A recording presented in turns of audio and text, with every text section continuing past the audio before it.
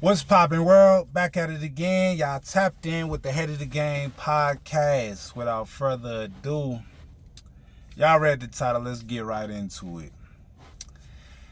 Right now, I'm sitting in front of the commercial DMV, and I was just reflecting on a lot because a lot has substantially, elevated. This was a transitional moment, I could say, in my life. And I'm still at the beginning, as crazy as that sounds. So this video is particular for anybody that, and it may not have to do nothing with truck driving. It's just any kind of occupation, goal, or anything that you're trying to pursue in life.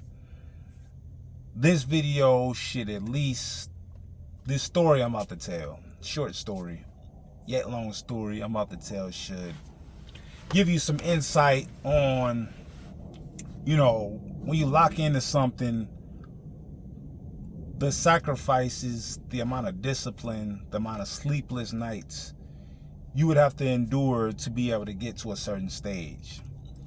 So let's turn back the hands of time and let's start with the beginning of this year in January, right? So I come into this year in January, and you know what? Let's go even further behind that. Let's go a year from now, or a year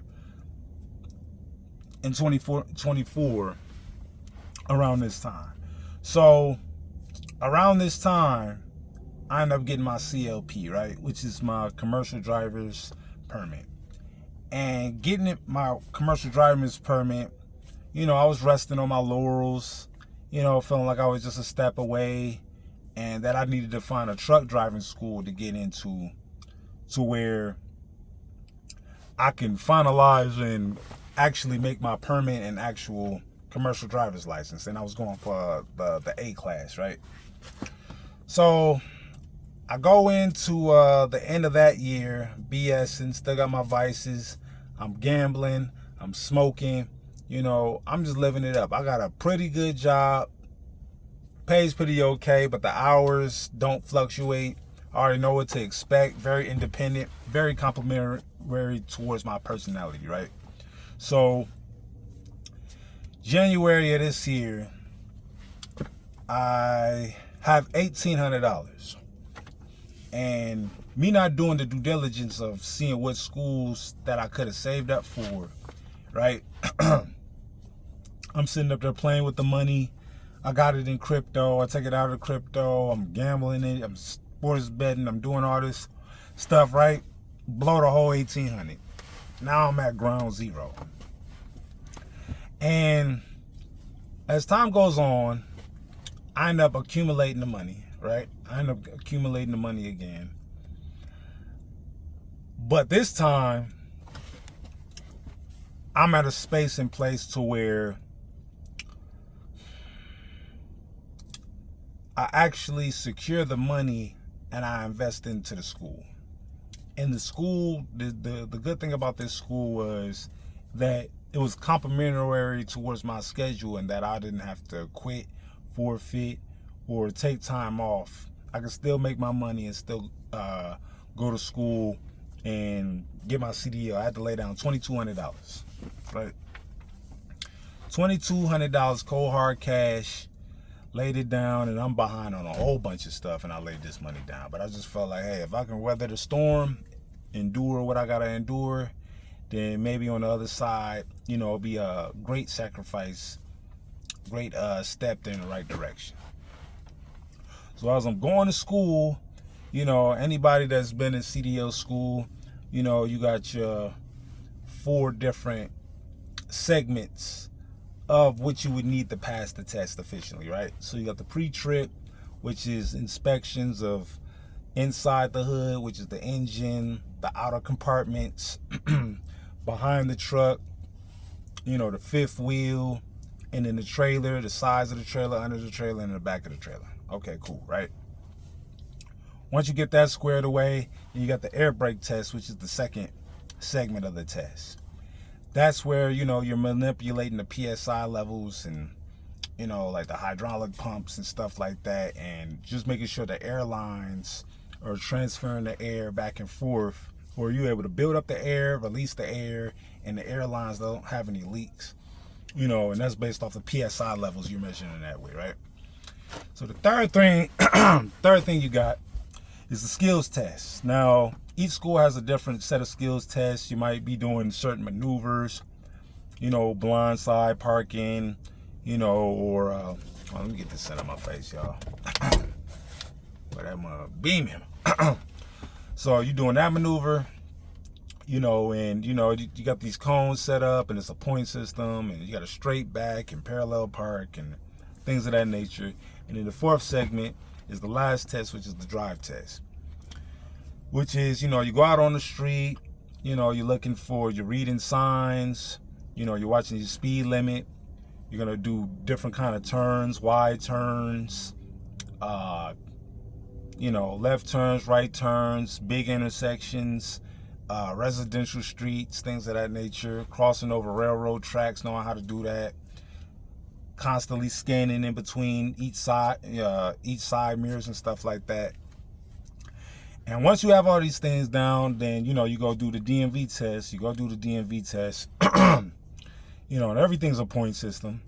And there are things that each test has where you can kind of skate through or you automatically fail. So once I got past that point, and I finally graduated from CDL school, I got my certificate. I'm going to show y'all my little certificate, man, just so that, y'all know I ain't BSing, you feel me?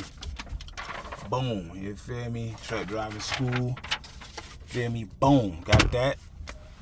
So once I got my certificate, then, I'm a certified CDL A class driver, right? So the last step, which was the endorsements.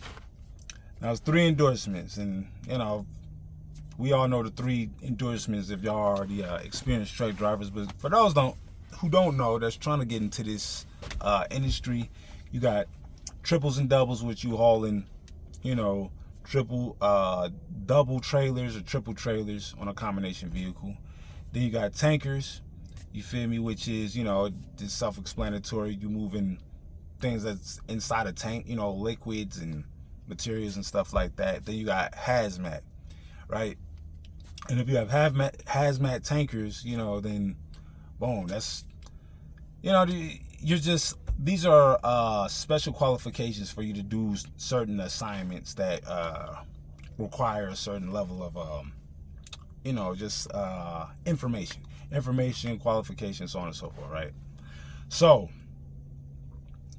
I end up passing all 3 of those, right? So I passed tankers yesterday, I passed hazmat today, and last week I passed doubles and triples.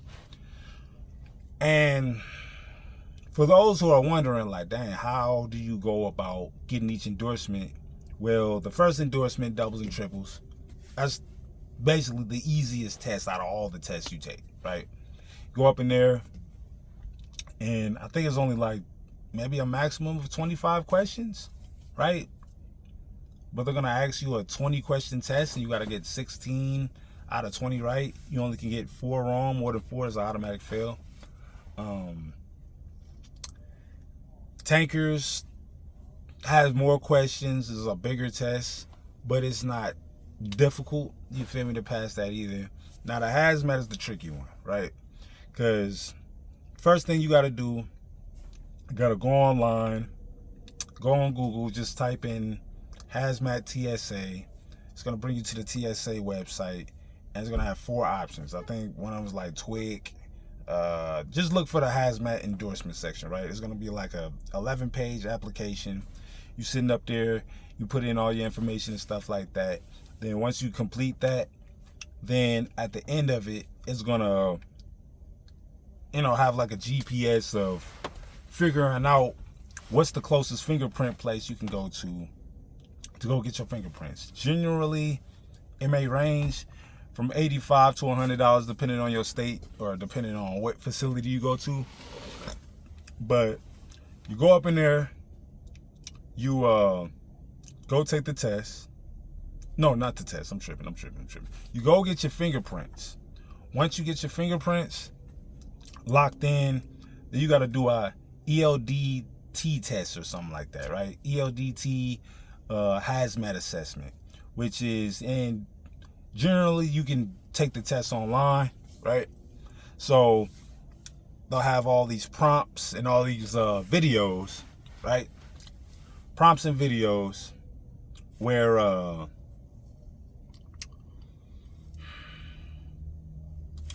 these prompts and videos. Hold on, bro. My bad, y'all. So prompts and videos, right? These prompts and videos that you have to pass or whatever, right? Or no, this is what you study. It's kind of like a study guide. So you go through these videos. They're like maybe like 13 of them. And there's a segment at the bottom of the video that you got to look over and so on and so forth. You got like these little mini quizzes and stuff like that. And then at the very end, you take the ELDT hazmat test. Just watch the videos, look over it, study. And maybe you can look online and maybe see if there's like a template of the questions and things of that nature that would have you be able to have an idea of what kind of questions might be asked, right? Let me turn on the car real quick, y'all. So you're going through that. I think it's like a 30 question test, and you gotta get at least 80% right. So I guess you can't miss no more than 5, right? And I think you keep taking the test. I'm not sure how that works. Maybe you keep taking the test until you get it right. But once you get done with that, you gotta wait for your fingerprints to come back. Now, I will say I was very fortunate for my fingerprints to come back in about 8 days. Because I was online and they were saying that it could take up to 60 days. And I was especially concerned due to this current government shutdown that, maybe the people at the TSA, office or whatever, might have a slowdown, or I don't know. It just, you can't take nothing off the table, dealing with a situation like that. But it came back in 8 days. Today was the day that it got, approved or whatever. So I woke up this morning and studied for the hazmat test.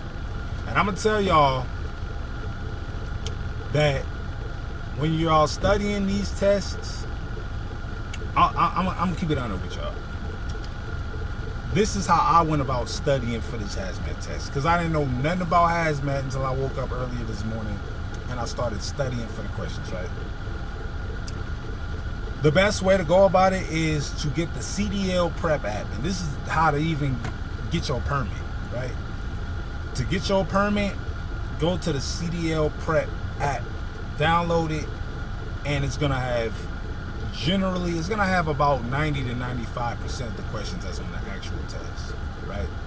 All you got to do is just keep over and over until you start recognizing the answers that go along with the question, right?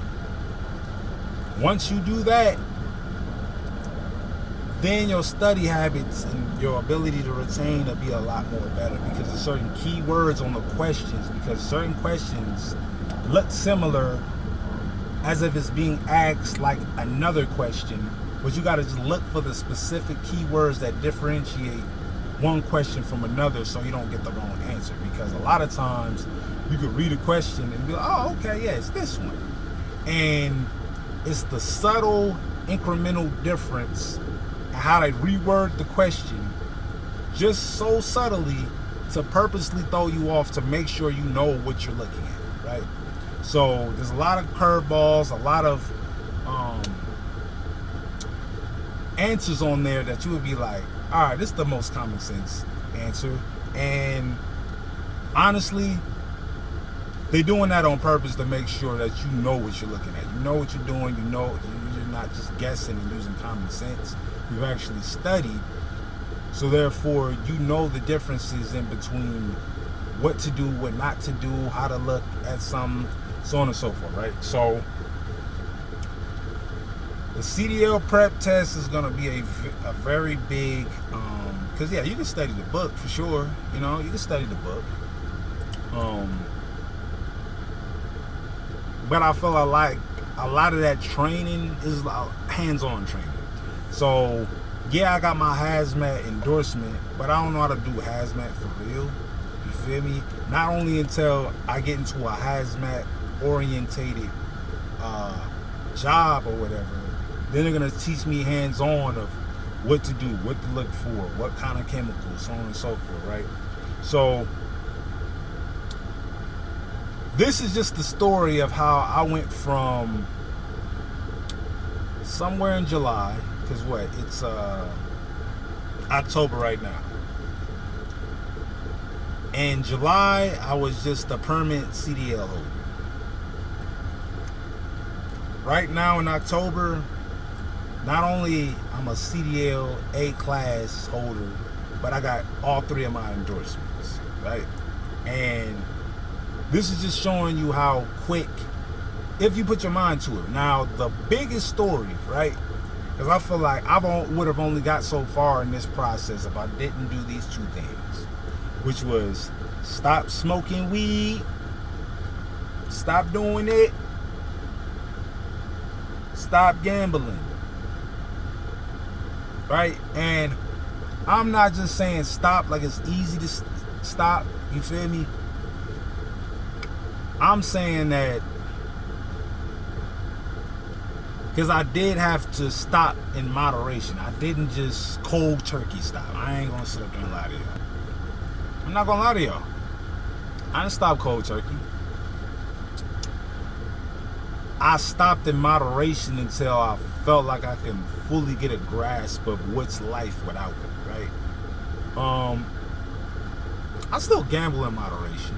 I ain't gonna lie to you, but the way that I look at my money, I didn't really have a gambling problem. I had a money management problem. See, when people talk about addiction, I feel like it has this negative connotation when I feel like addiction is necessary.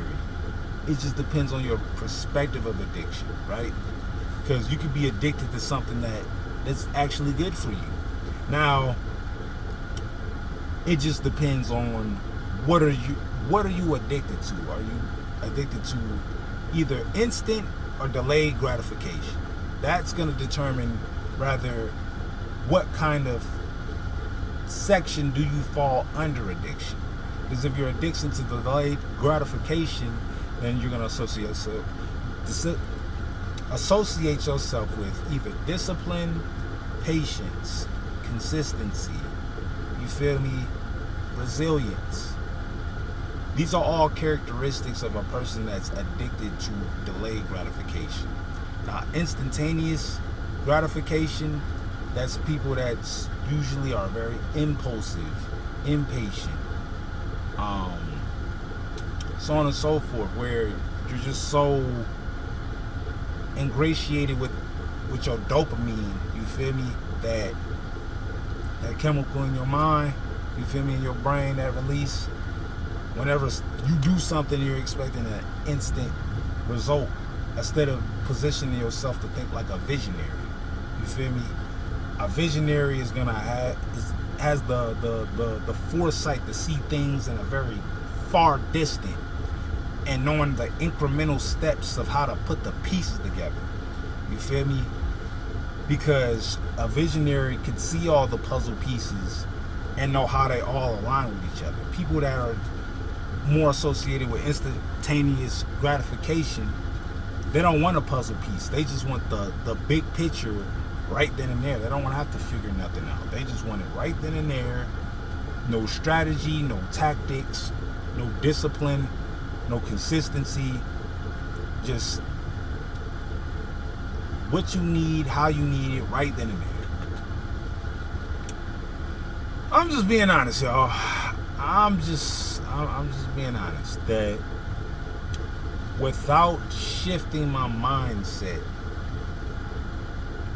this is the reason why a lot of people could procrastinate and put off things, because it requires a mentality shift. Yes, am I glad I got my CDL and all my endorsements? For sure. You feel me? Like, I feel like that's a great accomplishment. But I feel like the biggest and better story is that the things I had to let go, because in your mind, you have to look at your mind as a set of hands, right? And in your hands, you're only gifted the hands you're given. And you only have the strength and the capacity to carry so much. So if your hands are preoccupied with things that's gonna enable you or preoccupy you with things that don't associate yourself with a long-term future, a long-term goal, then you're not going to be able to carry anything else because your hands are full. That's how your mind works. You only have the capacity to only handle so much. Now, could you build better strength in your hands to carry more? For sure. You feel me? But you have to remove certain things in order to put other things in your hands. You feel me? How you going to succeed? How you going to succeed without the right mindset? Because even when a person fails, they succeed because they have the right mindset.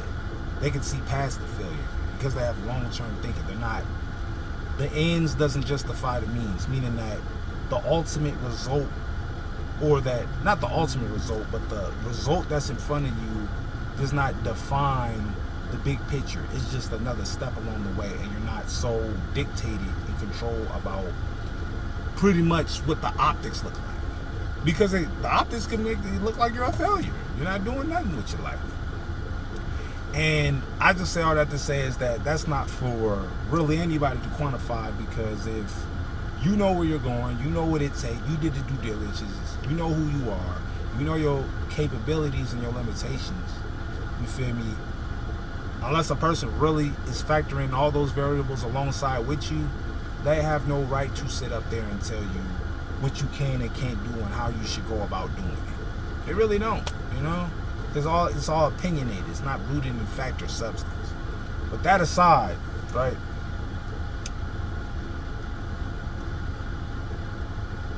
It's crazy how a mentality shift can really change your whole life, right?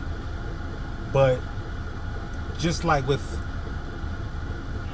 the best way I could put it, right, is like the metaphor of how a seed grows, right? So you have a seed. The seed has to be, can't be in dirt, can't be in mud. So you have to have the right soil for this seed, right? The right soil that has the right nutrients in it. Plant the seed. Now that it has the right nutrients, there's another ingredient, which is water. Now you know with water and watering plants, you have to have just the right amount for that seed to be able to grow. Then you need sunlight. You have to have enough sunlight for that seed to be able to absorb through, I guess it wouldn't be considered photosynthesis. Maybe or maybe not. I'm not a plant person. To that, I'm not science, but you get the metaphor, right? So as the seed is growing in the ground, people see you. They don't actually see you.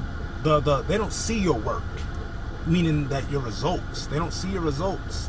You're putting in the work, but people sitting up there saying, "Oh, you ain't did shit because you ain't had shit, and you're just being like how you used to be." They try to hold that against you, right? But you gotta persevere and fight through all that, and who cares about what other people think? As that seed is growing, the first thing that grows is the roots. The roots have to ground itself in the ground. So when this transformation is happening, a lot of times the first step to a transformation is gonna be where most people can't see it because it's below the surface. It's not visible to anybody. Then as your roots start to root itself in the soil, you feel me? Then you start to find your way to where now your work is visible now. Your work is working for itself. You put in the work, and now the work is working for itself, so now you're actually having substantial, visible results. Now people are, oh, okay, yeah, I see you now, all right, yeah. But you can't be rooted in that. You feel me? Because, yeah, all right, you got a leaf or two, but you're supposed to bear a certain fruit at the end of the day. And how to get to that takes time. Got to keep watering. More sunlight. Keep watering. More sunlight. Right amount of sunlight, because you can have too much sunlight, not enough sunlight. You can have too much water, not enough water. So everything is a balance. And as you simultaneously having your formula of success, you feel me, eventually over time, you'll be able to bear that fruit, right? But the right seed has to be sowed. Because if you sow the wrong seed, you can have all this progress, all this elevation. But once you bear the fruit, you feel me, then it's a tree that nobody wants to, experience. You feel me? So I can just say all that to say is that if there's anything that a person wants in life, man, you have to sit down with yourself and really think about what is it gonna really take to make that next step, right? Because there's a lot of misconceptions out in the world of who can be what and how they can go about being it. And you just gotta find your way to not measure yourself with anybody else's success, you feel me, or failure. You know who you are, you know what you can do, you know all the indicators, and if people have something to say about it, hey, that's cool. But for the most part,